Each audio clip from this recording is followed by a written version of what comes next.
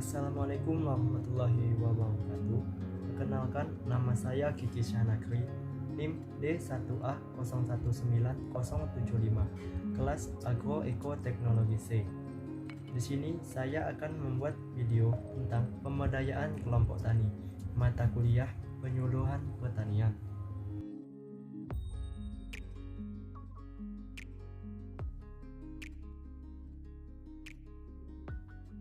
Pemberdayaan kelompok tani bertujuan untuk mengupayakan agar bagaimana individu, kelompok, atau komunitas berusaha mengontrol kehidupan mereka sendiri dan mengusahakan untuk membentuk masa depan sesuai dengan keinginan mereka.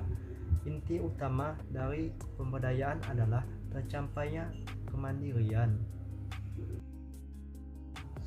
Pemberdayaan kelompok tani dimaksudkan sebagai upaya peningkatan atau pengembangan mencangkup aspek keanggotaan, kepengurusan, aturan-aturan yang berlaku, serta pengadministrasian segala kegiatan kelompok, sehingga mampu memberikan manfaat, antara lain sebagai proses belajar mengembangkan kerjasama, melatih diri berpikir dan bermusyawarah, mempererat ikatan sosialisasi bagi anggota dan meningkatkan kepercayaan terhadap pihak lain.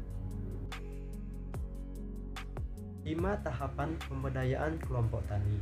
Yang pertama, persiapan sosial. Yang kedua, pengenalan dan penerapan teknologi. Yang ketiga, pengembangan kelompok tani. Yang keempat, penetapan kelompok tani.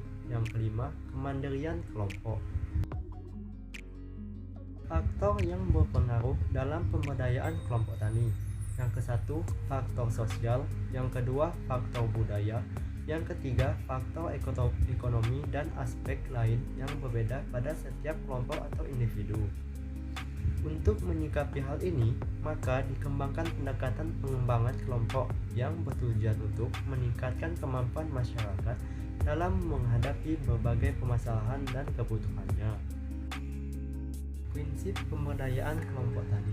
Pemberdayaan kelompok tani akan efektif apabila dapat diciptakan iklim yang kondusif di dalam lingkungan kelompok tani, seperti saling mempercayai, saling mendukung antar anggota kelompok tani dan PPL-nya, sehingga pembinaan terhadap kelompok tani akan berjalan karena merasa saling membutuhkan. Contoh kelompok tani yang telah berdaya, yaitu memiliki kemampuan dalam membuat perubahan yang lebih baik dari keadaan sebelumnya. Yang kedua, memiliki kemampuan dalam membuat keputusan yang terbaik bagi kelompoknya secara mandiri. Yang ketiga, memiliki kemampuan dalam menggali dan memanfaatkan sumber daya secara berkesinambungan. Pemberdayaan kelompok tani akan efektif apabila dapat diciptakan yang kondusif, seperti saling mempercayai antar anggota kelompok tani, saling mempercayai antar kelompok tani dengan PPL, sehingga pembinaan terhadap kelompok tidak mengalami kegagalan. Prinsip dalam membina kelompok tani. Untuk dinamika kelompok, perlu ditumbuhkan hubungan sosial psikologis antar anggota kelompok yang bersifat kerjasama, sehingga anggota kelompok ada proses belajar dan kebutuhannya dapat tercapai. Untuk kebutuhan kelompok tani, kebutuhan kelompok bervariasi, tergantung dari kondisi kelompok dan alamnya. Strategi pemberdayaan kelompok tani. Tujuannya yaitu 1. Melepaskan belenggu keterbelakangan. Kedua, mempercepat posisi kelompok tani dalam struktur kekuasaan. Upaya pemberdayaan kelompok tani dari 3 arah. Yang pertama, menciptakan suasana atau iklim yang memungkinkan potensi masyarakat berkembang energi. Kedua, memperkuat potensi atau daya yang dimiliki oleh masyarakat kelompok tani atau empowering. Dan yang ketiga, melindungi pihak yang lemah agar jangan bertambah menjadi lemah, mencegah terjadinya persaingan yang tidak seimbang dan eksploitasi yang kuat atas yang lemah. Strategi pemberdayaan kelompok tani dalam implementasinya.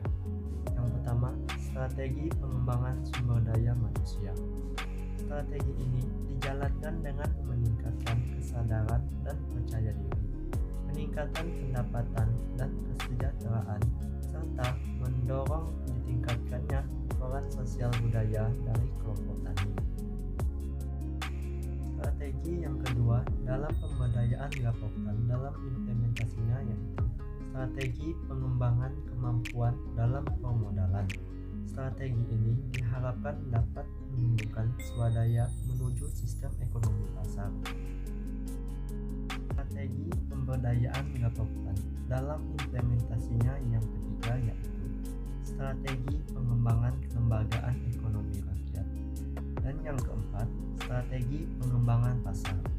Strategi keempat adalah teknik pemasaran, cara untuk meningkatkan kualitas dan kuantitas yang efisien dan sesuai dengan permintaan pasar. 5 langkah-langkah dalam pemberdayaan kelompok tani, yaitu yang pertama, penguatan sumber daya kelompok tani secara langsung dengan petani sendiri sebagai anggota kelompok tani menjadi subjek dan motor pergerakan kemajuan kelompok tani dengan fasilitas dari kelembagaan atau organisasi sendiri. Yang kedua, pengembangan kelembagaan dan organisasi kemasyarakatan yang secara langsung memberdayakan petani. Untuk yang ketiga, mengembangkan teknologi tepat guna bagi pemberdayaan petani. Yang keempat, menciptakan iklim kondusif yang memungkinkan berkembangnya keberdayaan dan kemandirian kelompok tani. Dan yang terakhir, mengembangkan pola kerjasama antara kelompok tani dengan kelompok tani lainnya dan antara kelompok tani dengan pihak lain. Selanjutnya, cara melakukan pemberdayaan kelompok tani untuk kemajuan pertanian lokal, yaitu cara melakukan pendekatan yang pertama yaitu melakukan pendekatan dengan kelompok tani di pedesaan. Untuk mencapai hal tersebut, bisa memanfaatkan peran penyuluh pertanian.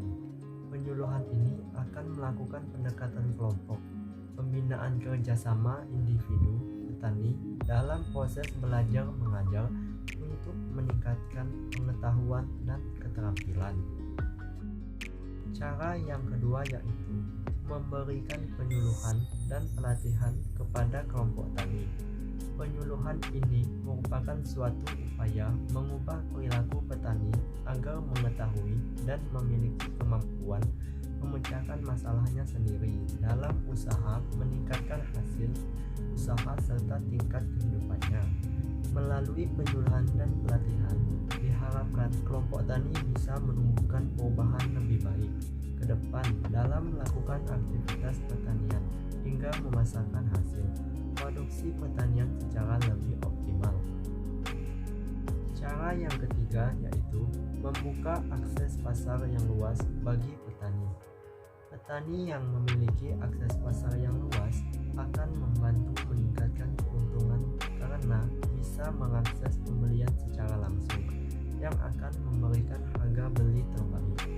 Akses pasar yang luas ini juga membantu petani untuk membangun jiwa bisnis dalam dirinya, serta melatih petani untuk menganalisa usaha tani dan melihat peluang pasar secara lebih maksimal.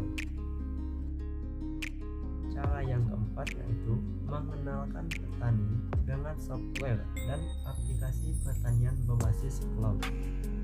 Cara terbaru yang bisa dimanfaatkan kelompok tani untuk kemajuan yang lebih besar yakni pemanfaatan software dan aplikasi pertanian berbasis cloud. Zaman serba digital seperti sekarang, penggunaan software maupun aplikasi tentu saja sudah sangat beragam dan dikenal luas. Namun, diperlukan waktu untuk belajar dan penyesuaian diri dengan teknologi atau hal baru tersebut. Sekian video dari saya, semoga bermanfaat. Lebih kurang mohon maaf. Wabillahi taufiq wal hidayah. Wassalamualaikum warahmatullahi wabarakatuh.